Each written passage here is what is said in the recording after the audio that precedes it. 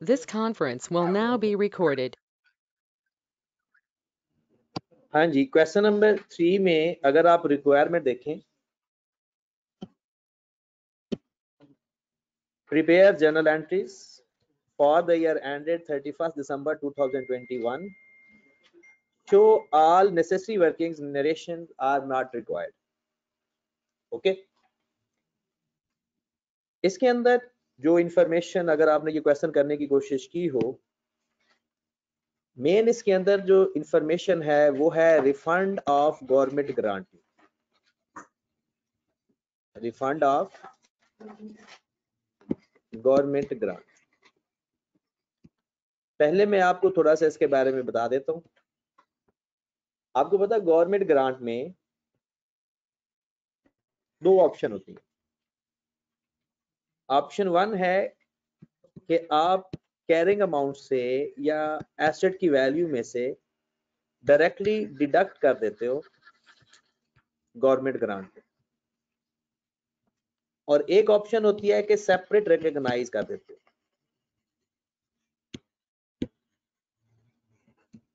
Separate recognise मतलब deferred liability में। इन दोनों केसेस में अगर रिफंड का केस आता है तो दोनों केसेस में डिफरेंट ट्रीटमेंट होती है। अगर हम डायरेक्टली डिडक्ट में देखें, आपके पास पहली एंट्री पास होती है। एक मैं छोटा सा क्वेश्चन अज्यूम कर रहा हूं, 100 रुपीज का एसेट है, 40 रुपीज गवर्नमेंट ग्रांट मिली, लाइफ है 5 साल। 100 रुपए का एसेट है, गवर्नमेंट ग्रांट आपको मिल गई 40 रुपीज से, और उस एसेट की लाइफ है 5 साल। एक तरीका ये होता है हमारे पास कि हम अपना एसेट जब डेबिट करते हैं और कैश को क्रेडिट करते हैं 60 रुपीज से। करते क्या है इसमें कि हम गवर्नमेंट ग्रांट को डायरेक्टली डिडक्ट कर देते हैं एसेट की कॉस्ट में से, और डेप्रिशिएट भी हम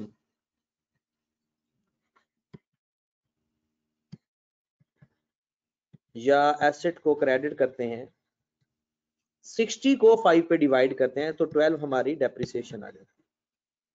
इसी तरह हम हर साल करते हैं। अभी मैं इसी चीज के देखते हैं, आफ्टर 3 इयर्स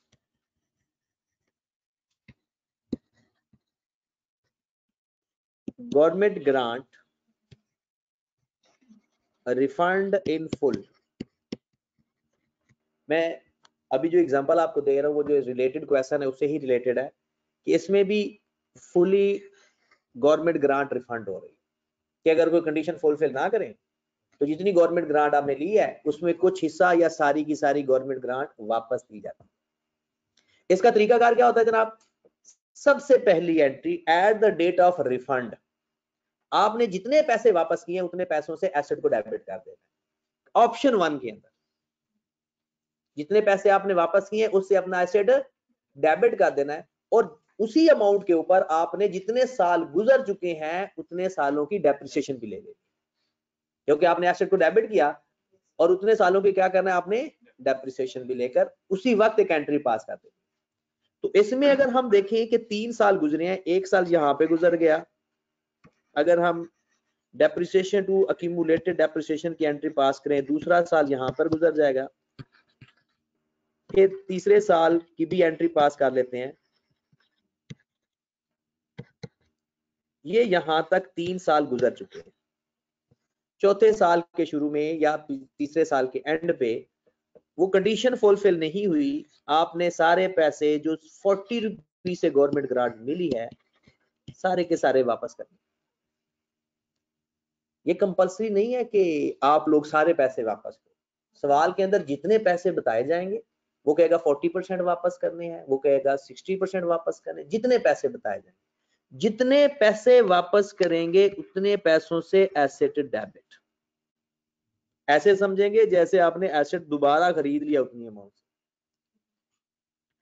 से। एक तो आपने एसेट को डेबिट करना है, दूसरा जितने साल गुजर चुके हैं इस 40 को उतने सालों के लिए डेप्रिशिएट भी करना है। तो हम उसी तरह से 40 को डिवाइड करेंगे उसकी लाइफ पे और मल्टीप्लाई करेंगे 3 से। जितने साल गुजर चुके हैं उतने सालों की डेप्रिसिएशन भी उसी डेट को हम ले लें तो कितनी अमाउंट आ जाएगी 20। तो हम एक फॉरन एंट्री पास करेंगे डेप्रिसिएशन टू अक्यूमुलेटेड डेप्रिसिएशन 20।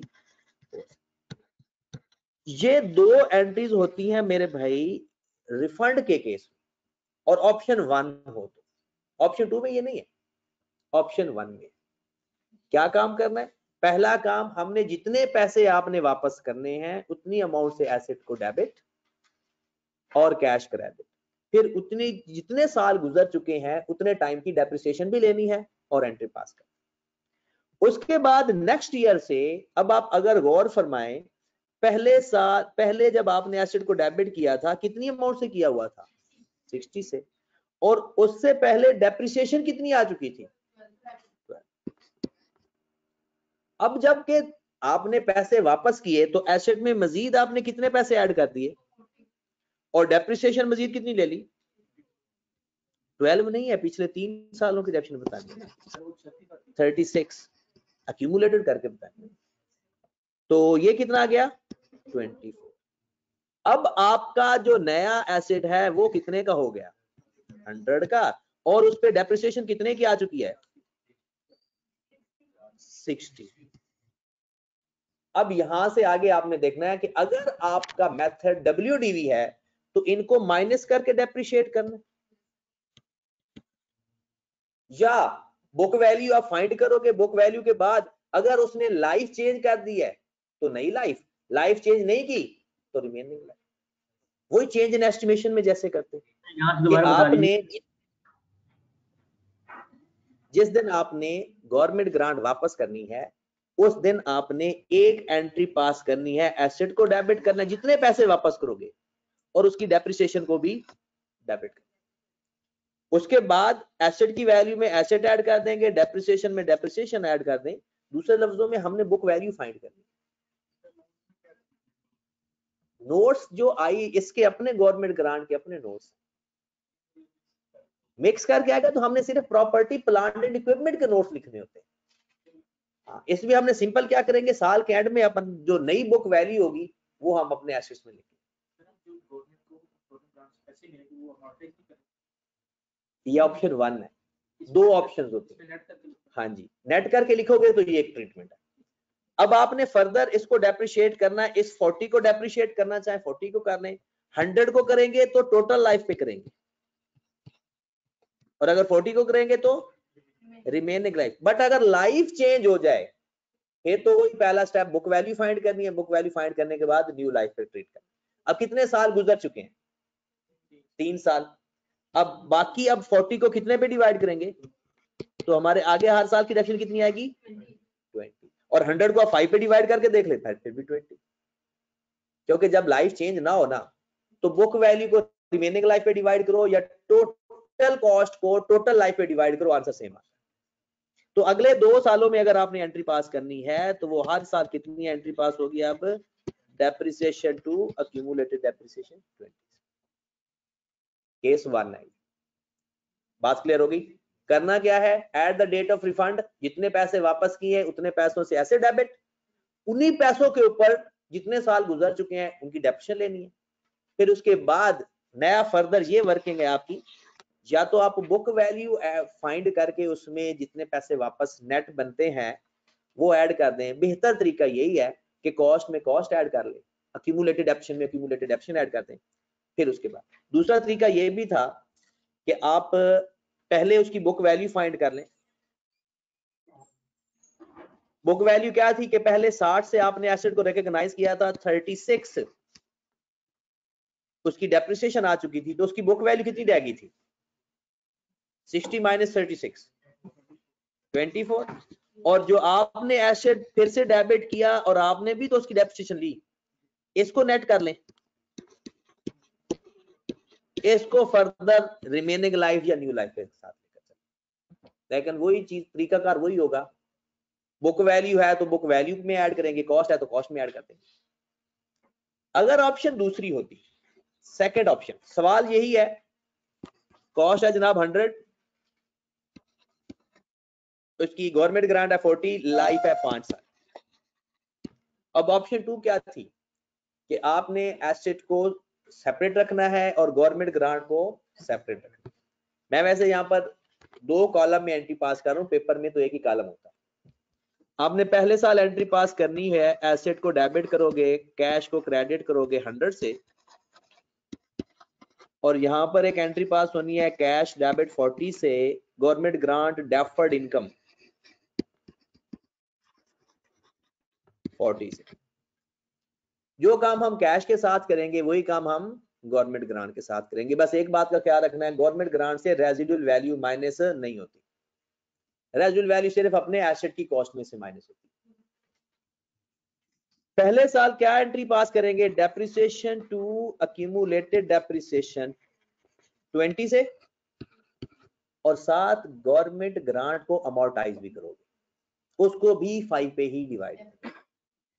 तो 40 को 5 पे डिवाइड करेंगे तो 8, एंट्री पास करेंगे डेफर्ड इनकम डेबिट, लायबिलिटी कम हो जाएगी, और उतनी अमाउंट गवर्नमेंट ग्रांट इनकम में क्रेडिट कर देंगे 8 से। पहला साल खत्म। और पेपर में जिस साल की एंट्री पूछता है सिर्फ वही एंट्री पास करनी होती है। मैं तो आपको समझा रहा हूं ना, पेपर में सिर्फ वही साल होता है जिस साल की वो एंट्री पूछे। फिर दूसरे साल में, ये पहला साल एंड हो गया, दूसरे साल में यहां पर फिर वही डेप्रिसिएशन टू अक्यूमुलेटेड डेप्रिसिएशन 20 से, और यहां पर डेफर्ड इनकम डेबिट और गवर्नमेंट ग्रांट इनकम क्रेडिट 8 से। दूसरे साल, तीसरे साल की बात करें, क्योंकि तीसरे साल का एंड था, तो तीसरे साल अगर हम बात करें तो फिर वही काम, deferred income debit, government grant income credit 8। अब मसला कंडीशन फुलफिल नहीं हुई तो उसने पैसे वापस करने। सेकंड ऑप्शन में एसेट की सेहत पे कोई फर्क नहीं पड़ता। सेकंड ऑप्शन में एसेट की सेहत पे कोई फर्क नहीं पड़ता। अगर फर्क पड़ता है तो सिर्फ और सिर्फ डेफर्ड इनकम को खत्म कर दिया जाता है। उसका तरीकाकार क्या होता है, वो कहते हैं कि आप जितनी लायबिलिटी डेफर्ड बच गई है सारी की सारी डेबिट कर दो at the date of refund, क्योंकि अब कंडीशन खत्म हो गई। जितनी लायबिलिटी पड़ी है सारी की सारी डेबिट कर दो। एसेट वैसे ही चलता जाएगा, एसेट पे कोई फर्क नहीं पड़ेगा, हर साल वही काम, डेप्रिसिएशन टू अक्यूमुलेटेड डेप्रिसिएशन 20 से।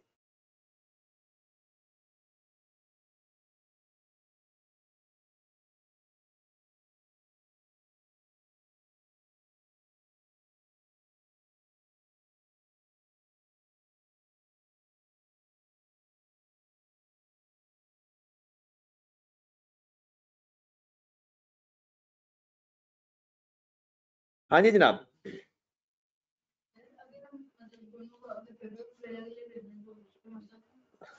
बेहतर है कि आप एक ही सीक्वेंस में लिखें, कंफ्यूजन नहीं होती। हाँ जी, अभी आप डेफर्ड इनकम, अब अगर आपने सेपरेटली रिकॉग्नाइज किया है और आपने डेफर्ड इनकम को अब रिफंड करना है, तो मैंने क्या बताया, जितनी डेफर्ड इनकम पड़ी है उसी दिन सारी की सारी डेबिट। कितनी डेफर्ड इनकम पड़ी है, 40 की टोटल थी, 24 से हम पहले ही डेबिट कर चुके हैं, 3 साल हो चुके हैं ना, तो 40 टोटल थी और उसमें हम 3 साल की 3 दफा डेबिट कर चुके हैं, तो इसका मतलब है 24 माइनस कर देंगे तो बाकी कितनी बच गई। जितनी डेफर्ड इनकम बची वो डेबिट, और जितने आपने पैसे पे किए वो क्रेडिट। डन। जो डिफरेंस आएगा प्रॉफिट एंड लॉस अकाउंट में डायरेक्ट चार्ज कर। अगर डेबिट साइड पर डिफरेंस आएगा तो वो एक्सपेंस के नाम से आएगा, और क्रेडिट साइड पर आएगा तो वो इनकम होगी। तो प्रॉफिट एंड लॉस अकाउंट कितनी अमाउंट हो गई, इसका मतलब है जितनी हम इनकम लिख चुके हैं सारी की सारी एक्सपेंस में लिख देंगे, क्योंकि सारे के सारे पैसे हमें वापस करने पड़े। इसके बाद डेप्रिसिएशन की तो एंट्री पास होती रहेगी, गवर्नमेंट ग्रांट वाली एंट्री इसके बाद खत्म हो जाएगी, क्योंकि वो तो पैसे वापस कर दिए सारे के सारे। ठीक होगी बात। अब आ जाए करंट क्वेश्चन पे, कोई बात पूछनी है तो पूछ लें, वरना करंट क्वेश्चन पे करें। सर ये जो डेफर्ड इनकम आई 16 की, इसको हमने एसओसीआई वाला कहाँ पर लिखना है? डेफर्ड इनकम को एसओएफई में लिखा जाता है, एसओसीआई में नहीं लिखा जाता, ये लायबिलिटी है, ये तो ये वाली जो लायबिलिटी। ये डेफर्ड इनकम जो हमने पे बैक कर दी, ये देखो ना, ये तो कैश में से माइनस हो जाएगा, ये लायबिलिटी खत्म हो जाएगी जो एसओएफई में पड़ी होगी, और 24 एक्सपेंस में चला जाएगा। सर आगे सर, थैंक्स सर। क्योंकि ये पहले से ऑलरेडी चीजें ये रिकॉर्डेड है ना, तो वहां पर इफेक्ट आ जाएगा। हाँ जी, अब आ जाए क्वेश्चन नंबर 3 पे।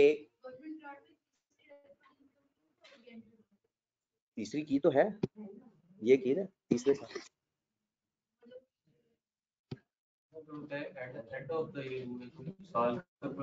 हाँ जी, चले जनाब, अब आ जाए क्वेश्चन नंबर 3 पे, जो ये सवाल इसी तरह से ही रिलेटेड है, बट इसमें उसने थोड़ा सा इंपेयरमेंट का टच दिया है।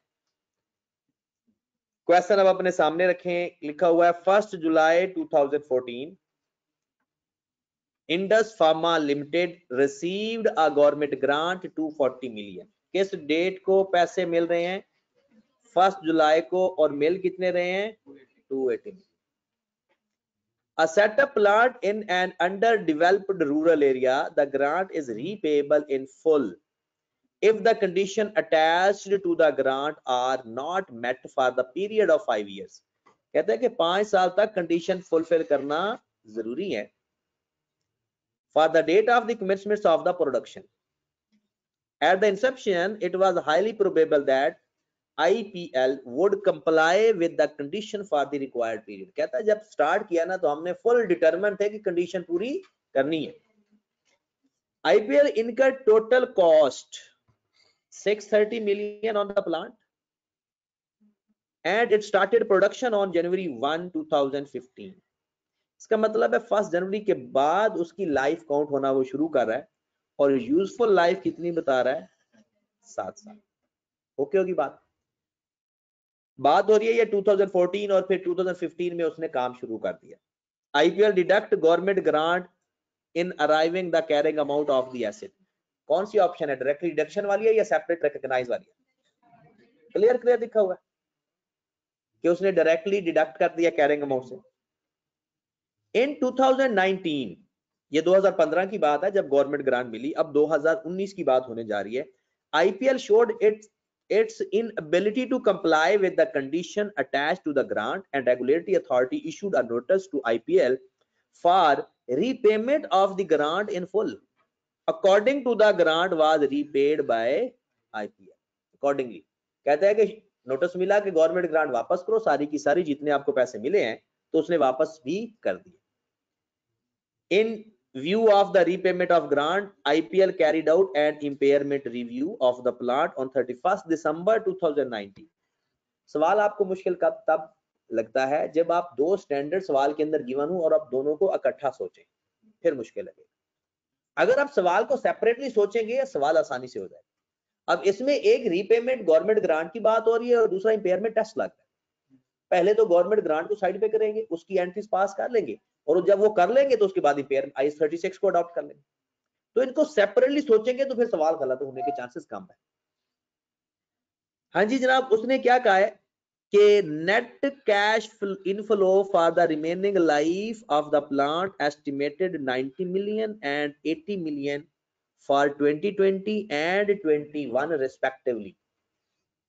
फ्यूचर कैश इनफ्लो, और हम क्या करते हैं, फ्यूचर कैश इनफ्लो की प्रेजेंट वैल्यू लेते हैं, present value of future inflow, value in use find करने के लिए। और इसमें अगर आप देखें वो कहता है these cash inflow are net of annual interest and maintenance cost of 10 million and 6 million respectively, और डिस्काउंट रेट है 12%। डिस्काउंट रेट एक्चुअल में रेट ऑफ इंटरेस्ट होता है। जब प्रेजेंट वैल्यू फाइंड होती है वो प्रेजेंट वैल्यू के लिए इस्तेमाल करता है डिस्काउंट रेट, ये नहीं कोई डिस्काउंट दूसरे वाला आप लोग अप्लाई करते। अब एक बात यहां पर और इंटरेस्टिंग आई, उसने आपको इनफ्लो दिया, नेट इनफ्लो ही दिया, नेट करके दिया, बट उसने ये भी कहा है कि उसके अंदर उसने फाइनेंस कॉस्ट मतलब के इंटरेस्ट और मेंटेनेंस कॉस्ट को माइनस करके लिखा है। IAS 36 प्रेजेंट वैल्यू, और आगे जाकर आप लोग MFA में भी पढ़ोगे कि जो फाइनेंस कॉस्ट है ना, उसके ऊपर आप लोगों ने इसको कंसीडर नहीं करते होते, प्रेजेंट वैल्यू फाइंड करते। उसके पीछे रीजन बोला क्या होता है? और जब आप डिस्काउंट करते हो, उसी में डिस्काउंट का तो मतलब ही तो यही है कि उसमें से इंटरेस्ट निकालना। डिस्काउंट का मतलब क्या होता है कि हमने इसी का इफेक्ट खत्म करना होता है।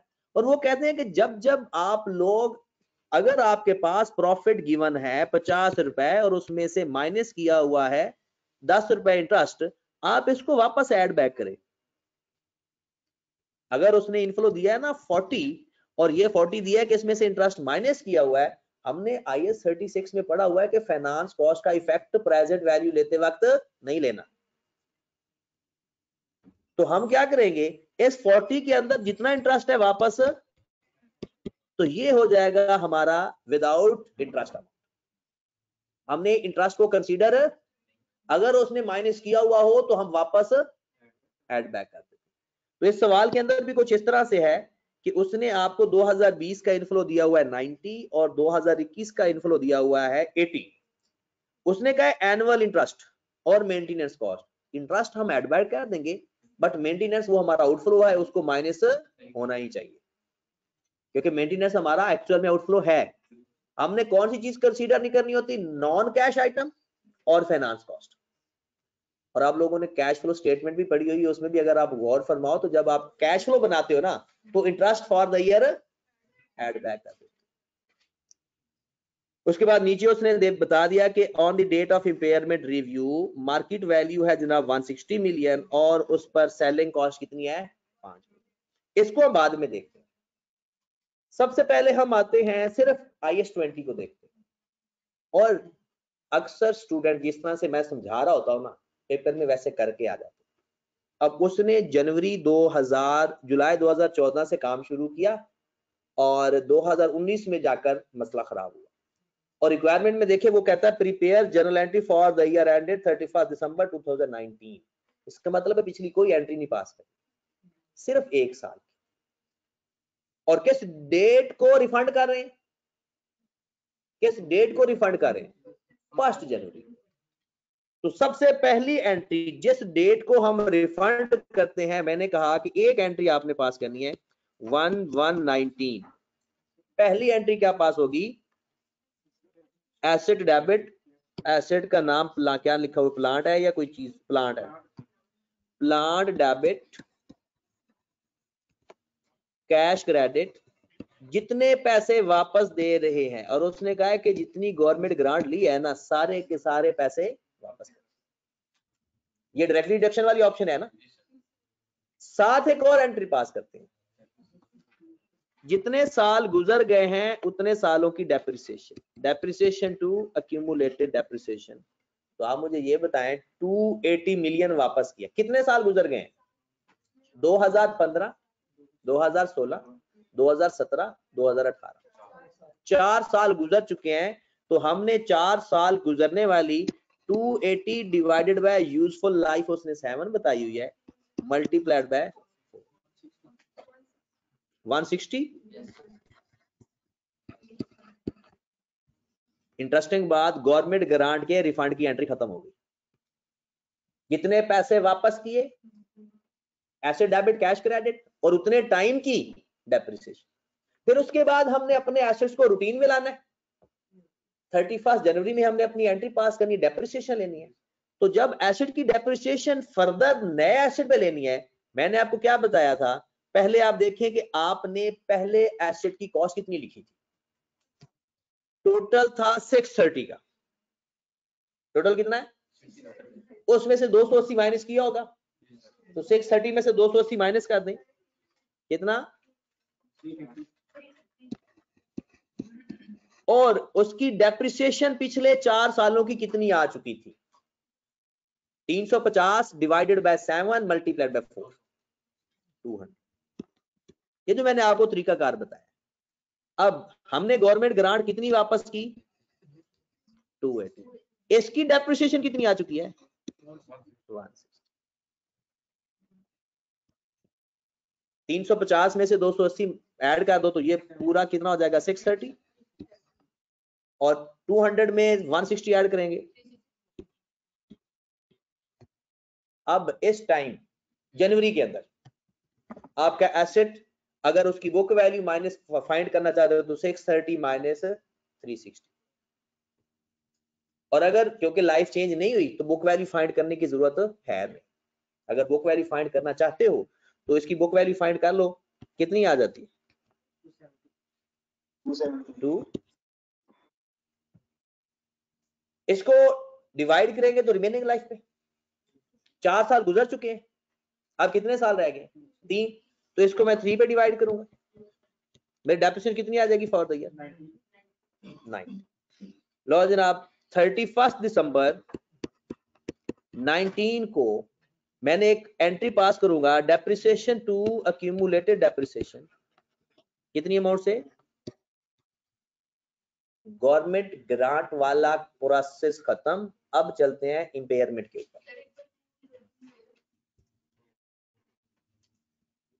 क्या किया आपने? जो जितना एसेट में ऐड किया उतना एसेट की अमाउंट में ऐड कर दिया।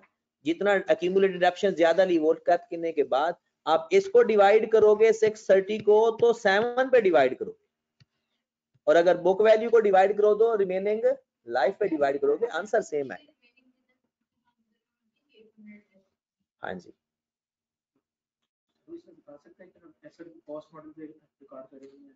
इसमें कोई चक्कर नहीं होता वैसे। अगर वो लेकर आ रहा है उसके ऊपर यानी WDV पर नेट कर रहा है तो फिर हमारा क्यूमुलेटिव डेप्रिसिएशन हम डायरेक्ट एसेट क्रेडिट करते हैं। हाँ जी, डन होगी बात? सर अगर ये हमारा होता है सेपरेटली रिकॉग्नाइज तो फिर भी हम अभी बाद में वो मैं बताऊंगा जरूर। हमजा भाई अभी ना सवाल पूरा होने दें, फिर वो मैं सेपरेटली रिकॉग्नाइज करने वाला भी तरीका बताऊंगा जरूर। खत्म करें इसको, अब आ जाएं।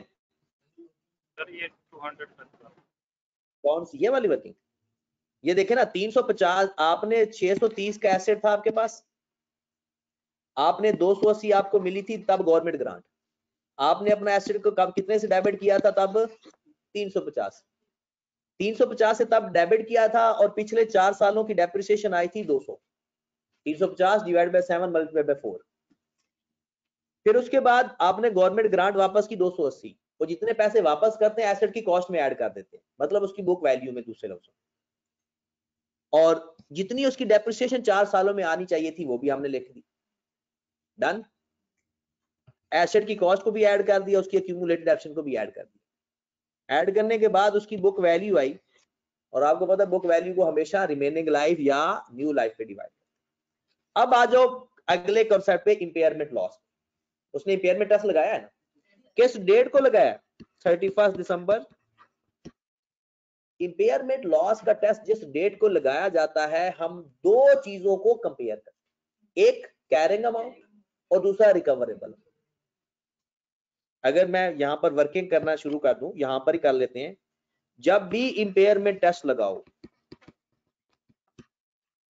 सबसे पहले जिस डेट को लगाओ वो डेट लिखो, उस डेट की कैरिंग अमाउंट लिखो और उस डेट की रिकवरेबल अमाउंट लिखो। अगर आपके कैरिंग अमाउंट रिकवरेबल अमाउंट से ज्यादा आ जाए, कैरिंग अमाउंट रिकवरेबल अमाउंट से ज्यादा आ जाए तो एसेट इंपेयर हुआ है, वरना लिख देंगे नो इंपेयर। हमने इस डेट की बुक वैल्यू फाइंड करनी है। बुक वैल्यू तो फाइंड कर चुके हैं। अगर आप गौर फरमाएं, हमारे पास 270 बुक वैल्यू के बाद 90 फिर से डेप्रिशिएट हुआ। 270 बुक वैल्यू पहले थी, उसमें से मजीद 90, या आप ये भी लिख सकते हो 630 उसमें से माइनस कर दो 90 ऐड करके डेप्रिसिएशन। ये 630 कॉस्ट है ना, 360 प्लस 90 450। आप ऐसा भी कर सकते हो, आपका आंसर सेम आएगा। मेन हमारा कंसर्न है कि उसकी बुक वैल्यू फाइंड करें 180, और जब आपने बुक वैल्यू 270 फाइंड की थी ना, उसके बाद जो डेप्रिसिएशन आई है मजीद माइनस करेंगे तो उस एसेट की बुक वैल्यू आ जाएगी। रिकवरेबल अमाउंट के लिए हम क्या करते हैं? रिकवरेबल अमाउंट की डेफिनेशन किसी को आती हो, higher of fair value less cost to sell और वैल्यू इन। इस सवाल के अंदर दोनों बताए हुए हैं, दोनों में से अगर कोई एक चीज बताई हो तो समझो वही रिकवरेबल अमाउंट। क्वेश्चन के अंदर एंड लाइन पे लिखा हुआ है at the date of impairment 160 उसकी है मार्केट वैल्यू माइनस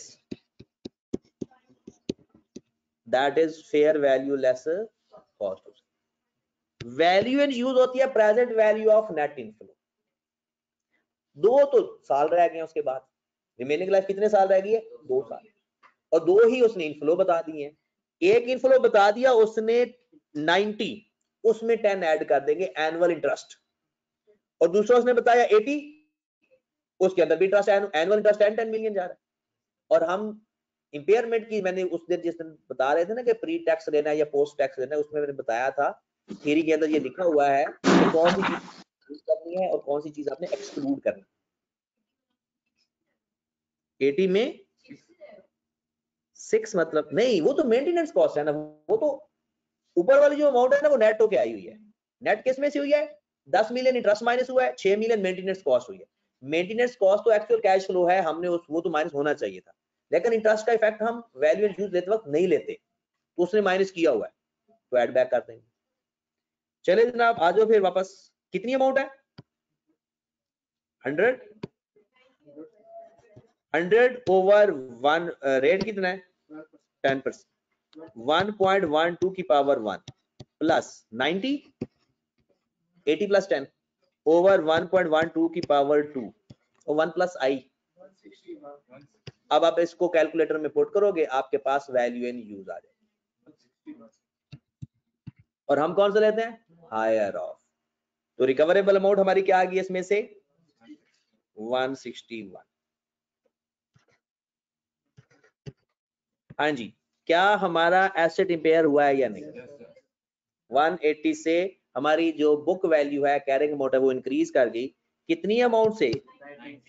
19 से। और इंपेयरमेंट की जो जर्नल एंट्री होती है, impairment loss debit accumulated impairment loss, या यहां पर आप एसेट भी लिख सकते हो 19 से। हर स्टैंडर्ड की एक अपनी रिक्वायरमेंट है, आपने अपने हर स्टैंडर्ड की अपनी रिक्वायरमेंट को देखकर आपने अप्लाई करना। चले जनाब एंट्री पास कर दे यहां पे, इंपेयरमेंट लॉस डेबिट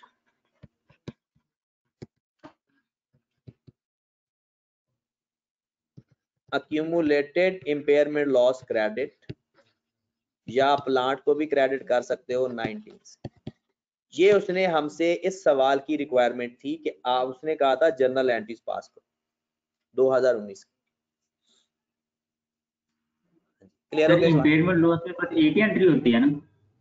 हाँ जी, एक ही एंट्री होती है। हाँ, अगर पहले कोई सरप्लस पड़ा हो तो पहले उसको रिवर्स करेंगे, उसके बाद इंपेयरमेंट लॉस लिखेंगे। ये वही तरीकाकार होता है जो रिवैल्यूएशन में करते हैं कि अगर पहले सरप्लस पड़ा हो तो इंपेयरमेंट पहले सरप्लस डेबिट होगा, उसके बाद इंपेयरमेंट आएगा। तो सर अगर इसको हम फर्दर डेप्रिशिएट करेंगे तो रिकवरेबल अमाउंट पे करेंगे हम? हाँ, अब further lower of carrying amount और उस पे जाता है। अगले साल डेप्रिशिएट होगा ना तो 19 वैल्यू से माइनस हो गया ना, तो 161 को आगे कैरी फॉरवर्ड करेंगे। ठीक है जनाब, ये क्वेश्चन 8 नंबर का पेपर में आया हुआ है। अब मैं ये डिस्कनेक्ट कर रहा हूँ 5 मिनट के लिए बस, उसके बाद मैं दोबारा कनेक्ट करता हूँ तो हम नॉन प्रॉफिट ऑर्गेनाइजेशन को पढ़ते हैं। ठीक है, ओके जी। सर इसमें वो बता देते आप। नमाज पढ़ लेंगे, 5-10 मिनट दे दे सर। हाँ, नमाज पढ़ लो, 1:30 बजे तक ना नमाज पढ़ लो, फिर नमाज के बाद से शुरू कर लेते हैं। ठीक है, नमाज पढ़ लो आप।